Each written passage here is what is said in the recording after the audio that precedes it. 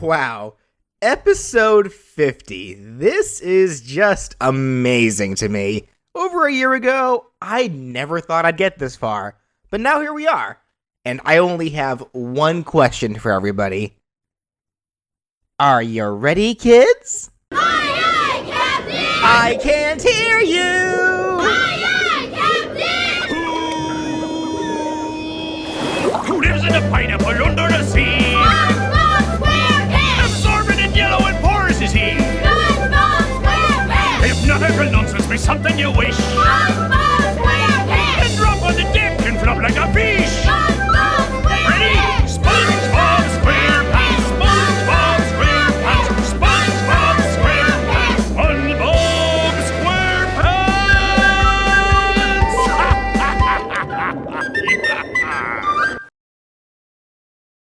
This is the 50th episode of the What If They Were in Smash series, and I felt that there was no better way to celebrate that but with not only one of the most requested non-video game characters, but with one of the most iconic cartoon faces in fictional history, Spongebob Squarepants! The star, or rather I should say, the sponge of his still ongoing and very popular television show on Nickelodeon. I doubt that many of you need a refresher, but to the -2 of you who do, created by the late Steven Hillenburg, may he rest in peace, SpongeBob is a resident of the city under the ocean known as Bikini Bottom, where he spends his time catching jellyfish, working as a fry cook, or just doing whatever his heart desires. Now I should remind you guys that just because I'm covering a non-video game character, that does not mean that I think he's actually going to get into Smash. Sakurai has made it very clear that only characters that originate from video games will even be considered to get into Smash. No exceptions. But the What If They Were in Smash series is one about theoretical moveset ideas. They may never happen in reality, but that doesn't mean we still can't have fun thinking about what they could be like in Super Smash Bros. And today, we'll be able to have all kinds of fun with the main sponge himself. So getting right into things, he'd be a very light and floaty character. I'm talking along the lines of Jigglypuff and Pichu, but he'd also be pretty fast, as one thing he's pretty good at is running away when he knows he's outclassed. He'd have 2 jumps and would actually have access to all 3 movement options.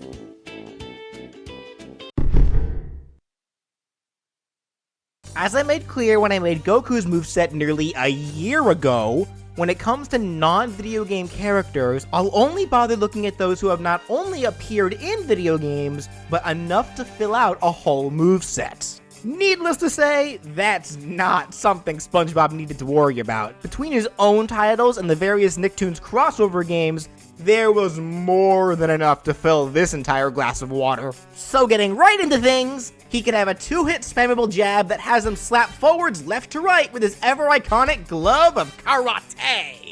What with it being a foam hand, it won't deal that much damage, but it could have a decent amount of knockback that it could deal, but with it being made of bouncy foam and all. While there's plenty of games that has SpongeBob using his karate gloves, this move specifically comes from the game SpongeBob Plankton's Robotic Revenge, but it was also used in SpongeBob Hero Pants. For his dash attack, this could use a move that's actually called the dash attack from the game SpongeBob Creature from the Krusty Krab. It has SpongeBob charge forwards while wearing a Viking helmet to hurt foes in his way. His side tilt can have him do a front flip while swinging both of his karate-gloved arms over to swipe from high to low with them. This comes from the rather broken, but still viable as a source, SpongeBob Revenge of the Flying Dutchman. His up tilt can have him take his jellyfishing net, old reliable, and swing it overhead from back to front, just like he does when he tries to catch jellyfish. This comes from Spongebob Super Sponge. For his down tilt, he could take his spatula and swing it from low to high while low to the ground, as if he's flipping a Krabby Patty into the air, except instead of patties, it'll be his opponents. This specifically comes from the game Spongebob Atlantis Squarepants. He did this to only open gates, but the idea's still there. For Spongebob's side smash, he could smash the ground and his foes by using the spatula slam attack that he learned in the game Spongebob Truth or Square. This has Spongebob take his malleable body made of sponge and cartoon to morph the upper part of himself into a giant spatula and then slam it into the ground from high to low. This would be a move with a sweet spot on the spatula, and if it connects with a foe who's on the ground, it'll bury them. Hitting them again with the spatula slam after they're already buried will then cause them to be launched. The up smash can have Spongebob use the bash move from Spongebob the Movie the Video Game. In that game, it had Spongebob jump into the air to attack foes above himself using a boxing glove. But for Smash, this will just have him do a slight hop into the air while punching upwards with said boxing glove. It doesn't deal a whole lot of damage, but it has amazing knockback. His down smash can have him go back to using his karate gloves. He'd flip upside down on his head and spin multiple times with his karate gloved arms held out in opposite directions. Since Spongebob's arms are stretchy, they'd extend a little bit as he spins for some extra reach, and it would hit multiple times before launching foes with the final hit. This attack comes from Revenge of the Flying Dutchman. Spongebob's neutral air can have him use the Sand Slap attack from Creature from the Krusty Krab. This was a move that had Spongebob swing both of his arms around his body to the point where they get all wrapped around himself, but as they swing, they slap any foe who's too close. For Smash, Spongebob would spin his arms all around himself in a circle to be able to hit anybody who gets near him. His forward air can be a simple karate chop with his karate glove from high to low, a move that he had in the Game Boy Advanced version of Revenge of the Flying Dutchman. The back air can have Spongebob use his bubble spin attack to attack with his bubble wand in a full horizontal circle around himself, hitting behind himself as he does so. This comes from arguably one of the best SpongeBob games, as well as one of the best licensed games in general, SpongeBob Battle for Bikini Bottom. I don't know about you guys, but I cannot wait to get my hands on that rehydrated remake coming out later this year. Anyways, the up air can make reference to an ability that SpongeBob had in the GBA version of Revenge of the Flying Dutchman, where he was able to slow his descent and glide for short distances by inflating his own head. The up air will have him inflate his head to hurt anybody hit by his head as it inflates. It's not very strong, but it deals great knockback due to the fact that his inflated head is probably pretty bouncy. Now for SpongeBob's down air, one of the most common attacks that SpongeBob has across all of his games is being able to ground pound in some form or fashion. They varied from game to game, but the most common version of it was a belly flop, so that's what I'll use for his down air. After stalling in the air for a bit, he'll fall straight down with his face towards the ground. If SpongeBob hits a foe with this move, it'll cancel as he bounces up off of the hit foe, and if he hits a foe right at the start of the attack, then they will be spiked.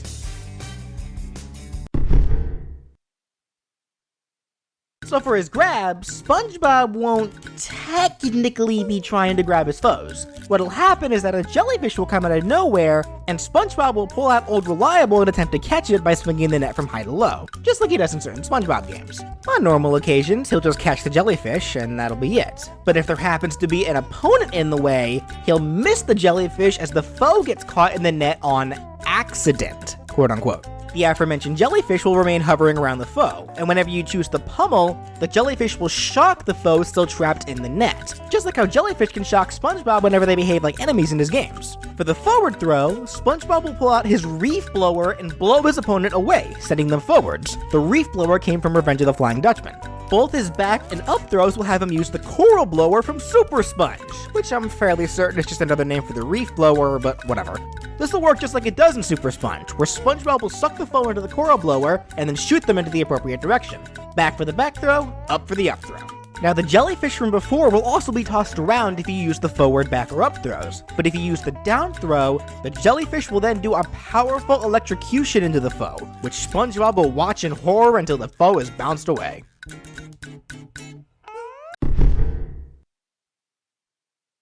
Starting with SpongeBob's neutral special, buckle up folks, because there's a lot to this one.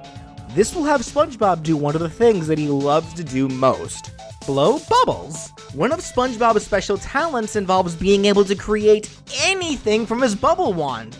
even life, apparently. So for this neutral special, SpongeBob will be able to create a variety of different bubble attacks that he's used over the course of his game career based on different button commands.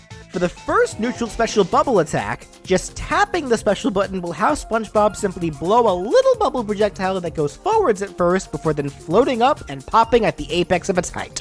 This tiny bubble deals small flinching damage to foes, but it does have a small chance to actually trap foes within itself. How often it's able to trap foes depends on how high the damage percent of the foe in question is, and when they're trapped, the bubble will begin to float them upwards towards the sky. The caught foe can mash buttons to escape, but if they can't, well, better call up Patrick, cause that's a star KO. This bubble attack comes from the very first SpongeBob video game ever released, SpongeBob Legend of the Lost Spatula, released for the Game Boy Color.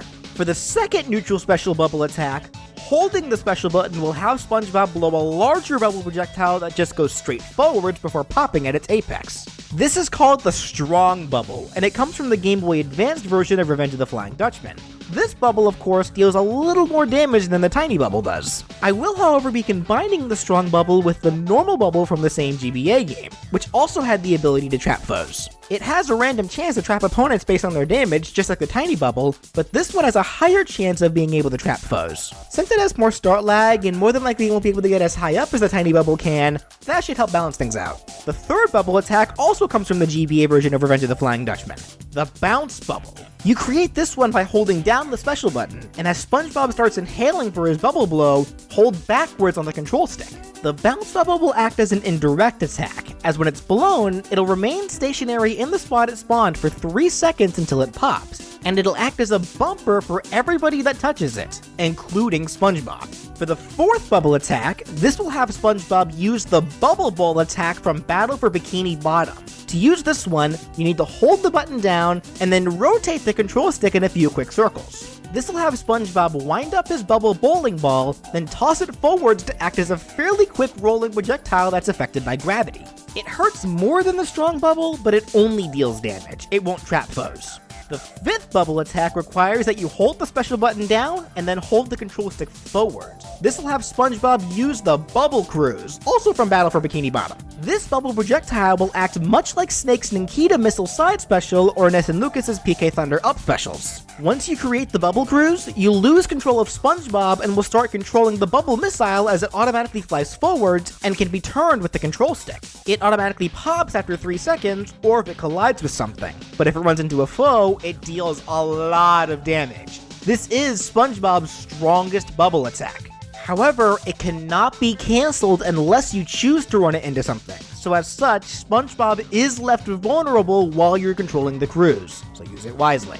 His sixth bubble attack will have SpongeBob use the Bubble Bounce attack, which, again, comes from Battle for Bikini Bottom. You need to hold the special button and then press down on the control stick for this one. It'll have SpongeBob create big bubble feet over his own feet, and will do one of two things depending on if it's used on the ground or in the air.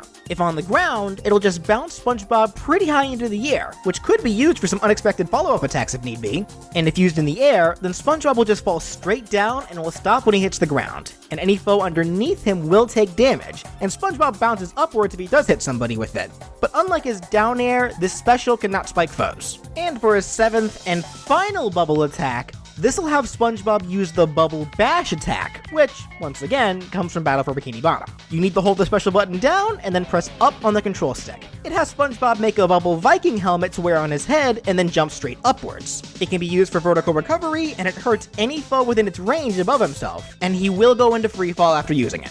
As you can see, there is a lot to all of this, and I haven't even gone over the other 3 special attacks yet. That was all just the neutral special.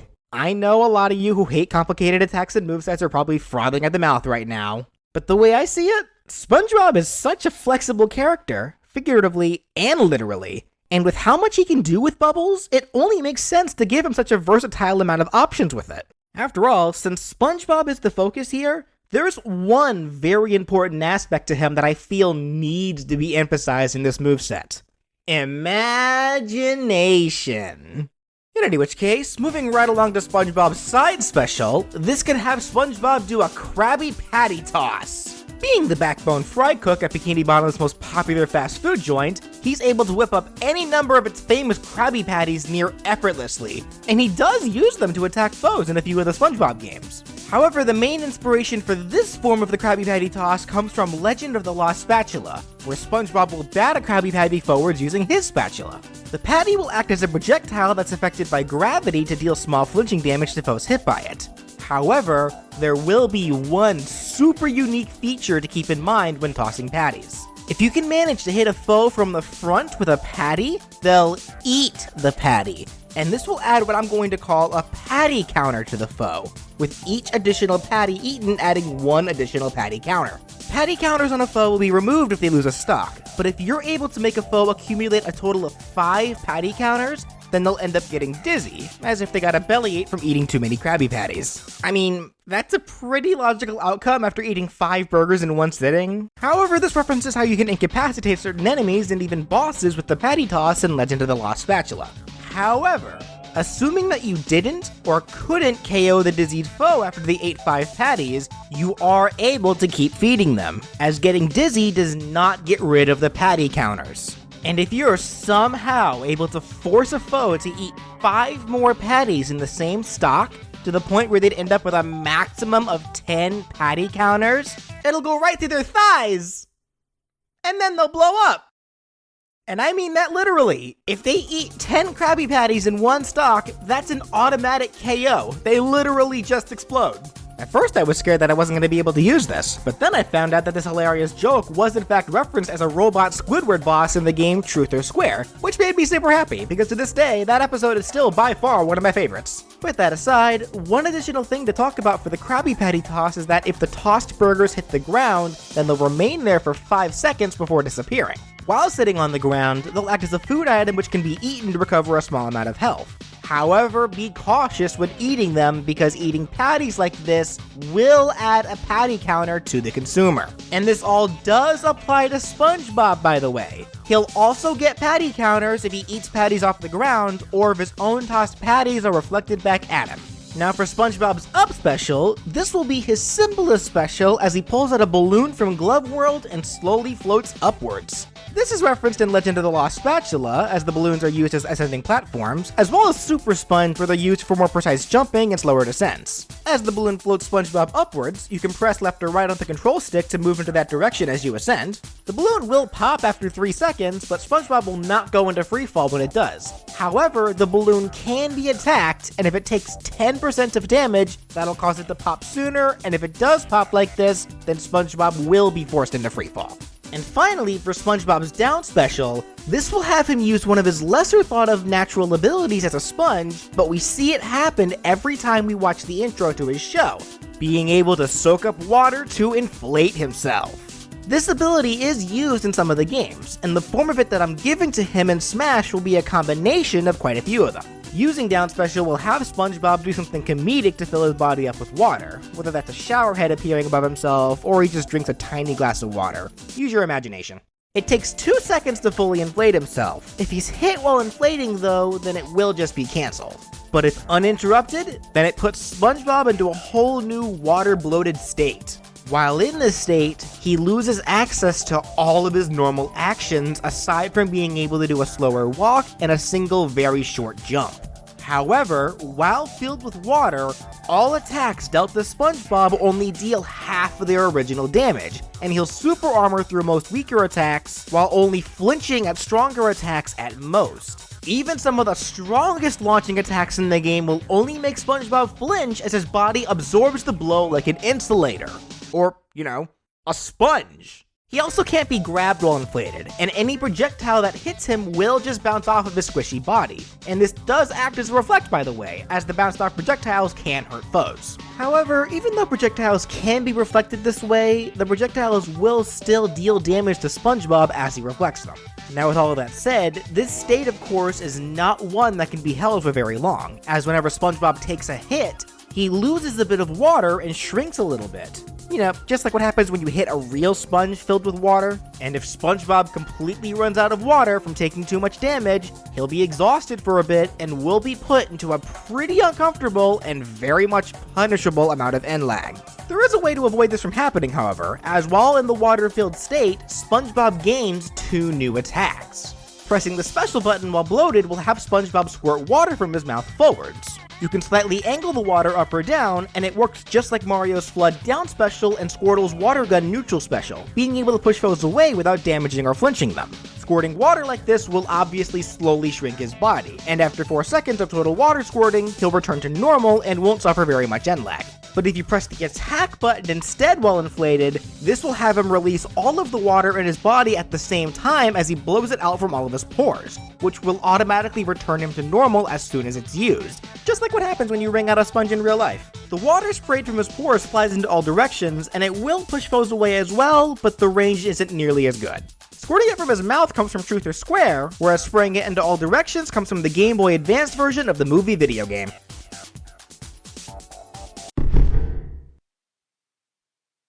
For SpongeBob's Final Smash, it could be a cinematic Final Smash that starts with SpongeBob's driving instructor, Mrs. Puff, driving up next to SpongeBob in a boat, and any foe hit by the boat as it drives up will be pulled in. The smash will then play out with SpongeBob getting behind the wheel and Mrs. Puff carefully attempting to tell SpongeBob what to do, only for him to panic and floor it. It shows the boat heading straight for the caught foes, almost certainly about to hit them, only for them to just barely miss and crash straight into the driving school lighthouse instead. This, however, causes the lighthouse to fall over and land on the caught foes, causing them to take big damage and knockback once the cinematic ends. Afterwards, Mrs. Puff drops SpongeBob back off to the stage, gives him a big fat F, and then drives off to let SpongeBob resume the fight.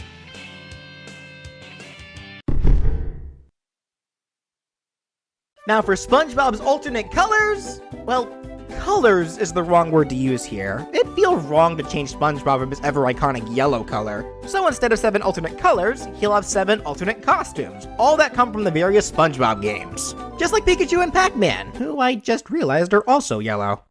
What is it with yellow characters and not wanting them to be any other color? Weird. Anyways, SpongeBob's first alt will give him his ever-iconic work uniform, the Krusty Krab hat. He could wear this as an alt in Truth or Square. The next could give him his red karate helmet. He wears this in a couple of different games. Next could have SpongeBob wearing his jellyfishing glasses. He had this outfit in Revenge of the Flying Dutchman.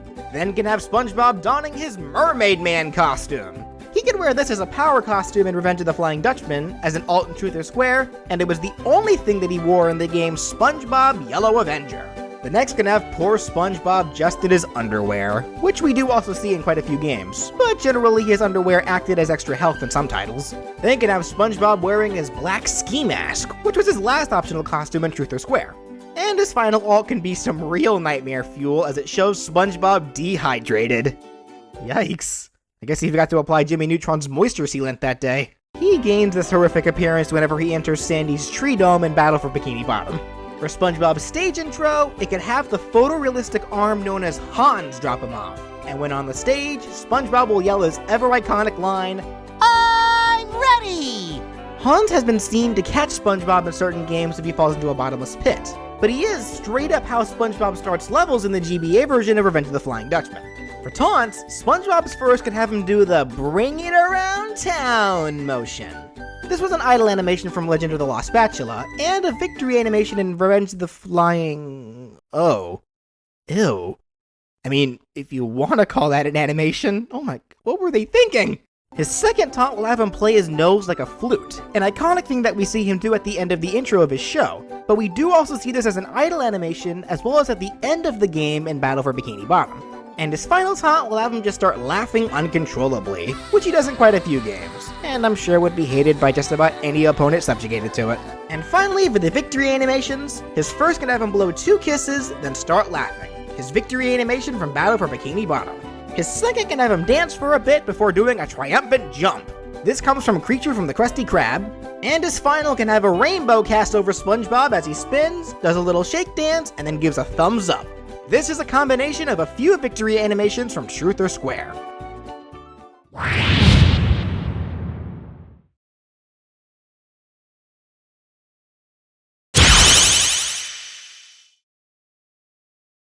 And that does it for What If SpongeBob Squarepants was in Smash. Honestly, guys, my mind is still blown. Not only have I reached my 50th episode of the What If They Were in Smash series, but to also be sitting around 50,000 subscribers? What even? I cannot thank you all enough. But I figured giving a moveset for a character like the Super Sponge himself would be a pretty good start. He's obviously never going to be in Smash Bros, so I hope at the very least you guys will be happy with what I was able to provide today. But since this is my second non-video game character, allow me to give a refresher about the rules for how I'm handling these kinds of characters. Non-video game originated characters need to have at least been in a video game of some form. Requests for characters who have never shown up in a video game will be ignored. And even if a non-video game character appeared in games, there needs to be enough to pull from the games in question to be able to fill out most of the moveset. If I have to do too much innovation, then I'm not gonna bother. So, with those in mind, if you liked what you saw and would like to see even more characters be given possible Smash movesets, be sure to subscribe.